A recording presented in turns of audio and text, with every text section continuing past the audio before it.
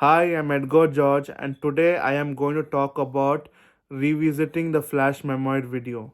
The history and development of racialization, racism, laws, politics, and culture has certainly impacted people of the United States. It has been scientifically proven that we are what we are because of our heredity and our environment. Though we do not have much control over our heredity, we certainly have control over our environment. It is we people who shape and influence our society and the environment in which we live, both individually and collectively as well. American history has been replete with examples of how the complex dynamisms of race, racialization, politics, laws, and culture have been shaped by both individuals and communities in both positive and negative ways. Individuals and communities have initiated and maintained as well as challenged and fought racism and racialization, right from colonial times when slavery was based on race, and even much later during the civil rights movement, or for that matter, even now, people fight systemic inequalities as an integral part of their everyday lives. Though I have never experienced racism and racialization, the laws, the politics, and the culture of our country certainly affects me because whether I like it or not, I am a part of the system. To give some examples, one of my friends, a person of color, was picked up by the police when he was returning home from work one late evening on suspicion of vandalism of a nearby retail outlet. After detaining him for a few hours, when they checked his alibi and found out that he was at work the entire day, they left him. I was disturbed by this incident.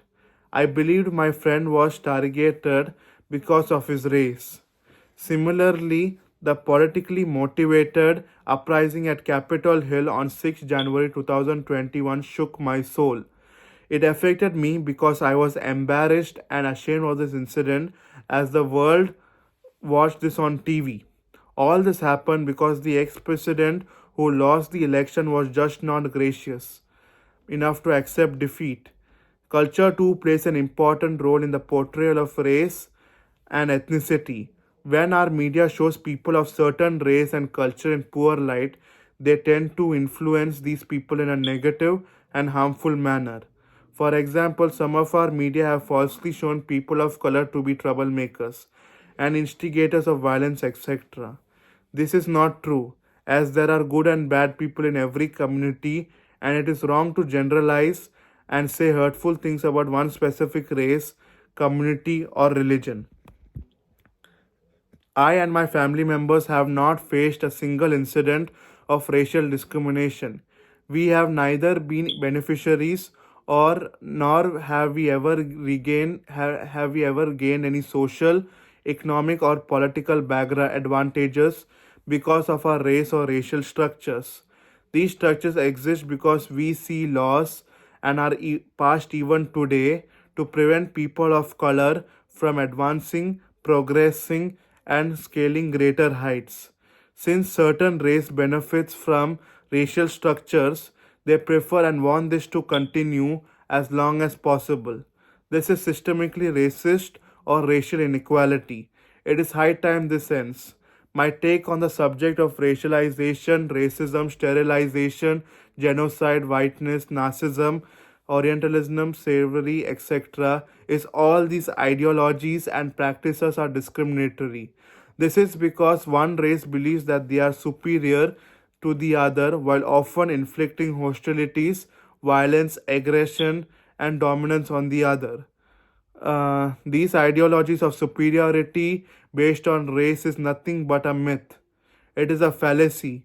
Racism is a blot on our society and humanity at large. It affects all of us in more ways than one, impacting our personal, social, and emotional well being. Certain sections of people have long suffered the ills of racism and the discrimination, hatred, and violence that stems from racism. All men are created equal and should be treated equally regardless of the race, caste, creed, religion, gender, etc. Should not just be rhetoric but should also be lived and practiced in our everyday lives. It is only when we accept people wholeheartedly for the way they are, rather than the way we want them to be, we enrich our lives and the lives of all around us, and thereby dismantle the racially discriminatory structures prevalent in our society.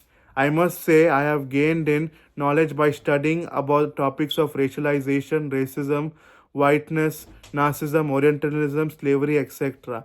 And this will certainly help me be aware of the positives and negatives of this highly contentious issue. However, I shall continue to describe my identity and history in the same manner that I have ever done in the past. This is because whatever I am today is because of the experiences I have gone through in my life, whether it is good, bad, or unpleasant. I am lucky and blessed that I have not had a single bad or regretful experience. Thank you.